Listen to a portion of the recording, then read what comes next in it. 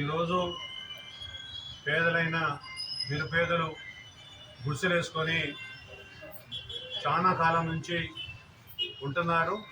అదేవిధంగా పక్క ఇల్లులు కట్టుకున్నారు. అది భూదాన్ భూమి.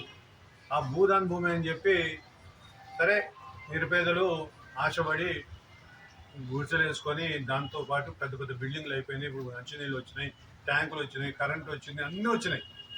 ఈరోజు కావాలని చెప్పి ఎవరో స్వార్థం కోసం అది కూలగొట్టడం అనేది సరైనది కాదు.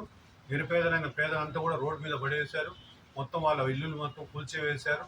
అలాంటి పేదలకి ముందుగా ఇగో హెచ్చరించి వాళ్ళని పిలిచి మాట్లాడి, అయ్యా మీకు ఇక్కడ కాదు, ఏదో ఒక స్థలం ఇస్తాం లేదా పలానా చోట ఇస్తాం అని ఇంతమందికి ఏదో డబుల్ బెడ్రూమ్లు ఇస్తున్నారు, అది ఇస్తున్నారు, ఇది ఇస్తున్నారు అంటారు.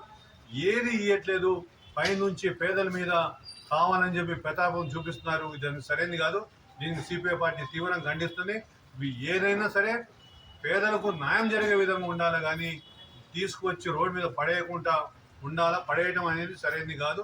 ఏదో అధికారం ఉందని చెప్పి మేము ఏదో చేసేస్తాం, మేము ఏదో కోర్టులు కానూని అంతా నడుస్తున్నా సరే కావాలని చెప్పి ఇట్లా చేయడం సరైనది కాదు. పేదలకు పిలిచి మాట్లాడి వాళ్ళకి కావాల్సిన సౌకర్యం చేసిన తర్వాత అక్కడి నుంచి తీస్తే బాగుంటుందని చెప్పి సిపిఐ పార్టీ భావిస్తుంది.